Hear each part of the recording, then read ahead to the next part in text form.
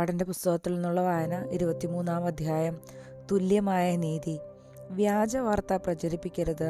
കള്ളസാക്ഷ്യം നൽകി കുറ്റക്കാരന് കൂട്ടുനിൽക്കരുത്. ഭൂരിപക്ഷത്തോട് ചേർന്ന് തിന്മ ചെയ്യരുത്. ഭൂരിപക്ഷത്തോട് ചേർന്ന് നീതിക്കെതിരായി കോടതിയിൽ സാക്ഷ്യം നിൽക്കരുത്. വ്യവഹാരത്തിൽ ദരിദ്രന് പ്രത്യേക പരിഗണന നൽകരുത്.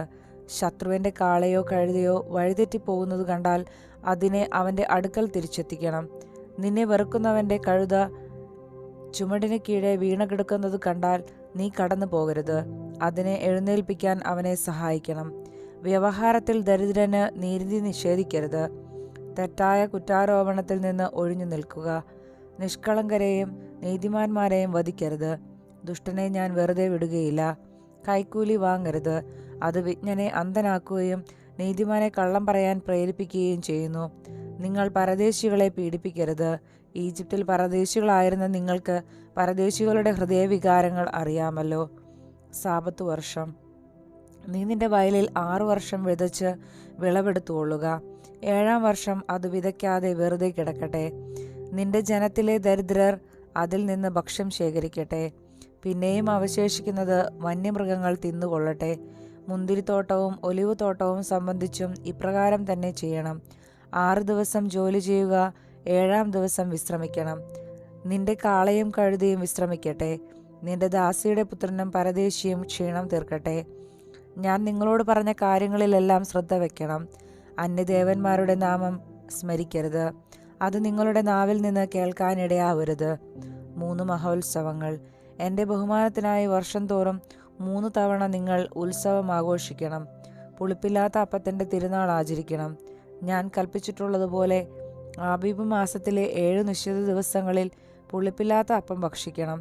എന്തെന്നാൽ ആ മാസത്തിലാണ് നിങ്ങൾ ഈജിപ്തിൽ നിന്ന് പുറത്തു വന്നത്. എൻ്റെ മുൻപിൽ വെറും കൈയോടെ വരരുത്. വയലിൽ നിന്ന് ആദ്യ ഫലങ്ങൾ കൊയ്തെടുക്കുമ്പോൾ പുത്തരി പെരുന്നാളും വർഷാവസാനം പ്രയത്നഫലം ശേഖരിച്ചു കഴിയുമ്പോൾ സംഭരണ തിരുനാളും ആഘോഷിക്കണം. പുരുഷന്മാരെല്ലാവരും വർഷത്തിൽ 3 പ്രാവശ്യം ദൈവമായ കർത്താവിൻ്റെ സന്നിധിയിൽ ഹാജരാവണം. ബലിമൃഗത്തിൻ്റെ രക്തം പുളിപ്പുള്ള അപ്പത്തോടൊന്നിച്ച് എനിക്കർപ്പിക്കരുത്. ഉത്സവ ദിനത്തിൽ അർപ്പിക്കുന്ന ബലിയുടെ കുഴപ്പ് പ്രഭാതം വരെ സൂക്ഷിക്കുകയും അരുത്. വയലിലെ ആദ്യ വിളവിൻ്റെ ആദ്യഫലം നിന്റെ ദൈവമായ കർത്താവിൻ്റെ ഭവനത്തിലേക്ക് കൊണ്ടുവരണം. ആട്ടിൻകുട്ടിയെ അതിൻ്റെ തള്ളയുടെ പാലിൽ വേവിക്കരുത്. വാഗ്ദാനങ്ങൾ. ഇതാ, ഒരു ദൂതനെ നിനക്ക് മുൻപേ ഞാൻ അയക്കുന്നു. അവൻ നിന്റെ വഴിയിൽ നിന്നെ കാത്തുകൊള്ളും. ഞാൻ ഒരുക്കിയിരിക്കുന്ന സ്ഥലത്തേക്ക് നിന്നെ കൊണ്ടുവരികയും ചെയ്യും. അവൻ പറയുന്നതെല്ലാം ആദരപൂർവ്വം അനുസരിക്കണം. അവനെ പ്രകോപിപ്പിക്കരുത്. എൻ്റെ നാമം അവനിൽ ഉള്ളതു നിമിത്തം നിന്റെ അതിക്രമങ്ങൾ അവൻ ക്ഷമിക്കുകയില്ല. അവൻ്റെ വാക്കു കേൾക്കുകയും ഞാൻ പറയുന്നതെല്ലാം അനുസരിക്കുകയും ചെയ്യുമെങ്കിൽ നിന്റെ ശത്രുക്കൾക്കു ഞാൻ ശത്രുവായിരിക്കും, നിന്റെ എതിരാളികൾക്കു ഞാൻ എതിരാളിയുമായിരിക്കും. എൻ്റെ ദൂതൻ നിനക്ക് മുൻപേ പോയി നിന്നെ അമോര്യർ, ഹിത്യർ, പെരീസ്യർ, കാനാന്യർ, ഹിവ്യർ, ജബൂസ്യർ എന്നിവരുടെ ഇടയിലേക്ക് നയിക്കും. അപ്പോൾ ഞാൻ അവരെ നിശ്ശേഷം നശിപ്പിക്കും. നീ അവരുടെ ദേവന്മാരെ കുമ്പിടുകയോ ആരാധിക്കുകയോ ചെയ്യരുത്. അവരുടെ ആചാരങ്ങൾ അനുകരിക്കരുത്. അവരുടെ ദേവന്മാരെ നശിപ്പിക്കുകയും ആരാധനാ സ്തംഭങ്ങൾ തകർക്കുകയും ചെയ്യണം. നിങ്ങളുടെ ദൈവമായ കർത്താവിനെ നിങ്ങൾ ആരാധിക്കണം. അപ്പോൾ ഞാൻ നിങ്ങളുടെ ഭക്ഷ്യവും പാനീയവും ആശീർവദിക്കും. നിങ്ങളുടെ ഇടയിൽ നിന്ന് രോഗം നിർമ്മാർജ്ജനം ചെയ്യും. ഗർഭഛിദ്രമോ വന്ധ്യതയോ നാട്ടിൽ ഉണ്ടാവുകയില്ല. നിനക്ക് ഞാൻ ദീർഘായുസ്സ് തരും. നീ ചെന്നെത്തും മുൻപേ നിനക്ക് ഏറ്റുമുട്ടേണ്ടി വരുന്ന ജനങ്ങൾ എന്നെ ഭയപ്പെടുന്നതിന് ഞാൻ ഇടയാക്കും. അവരിൽ സംഭ്രമം ജനിപ്പിക്കും. നിന്റെ ശത്രുക്കൾ പിന്തിരിഞ്ഞോടും. നിനക്ക് മുൻപേ ഞാൻ കടന്നലുകളെ അയക്കും. അവ ഹിവ്യർ, കാനാന്യർ, ഹിത്യർ എന്നിവരെ നിന്റെ മുൻപിൽ നിന്ന് തുരത്തും. എന്നാൽ ഒറ്റ വർഷം കൊണ്ട് അവരെ നിന്റെ മുൻപിൽ നിന്ന് തുടച്ചു മാറ്റുകയില്ല. അങ്ങനെ ചെയ്താൽ നാട് വിജനമാവുകയും നിനക്ക് ഉപദ്രവകാരികളായ വന്യമൃഗങ്ങൾ പെരുകുകയും ചെയ്യും.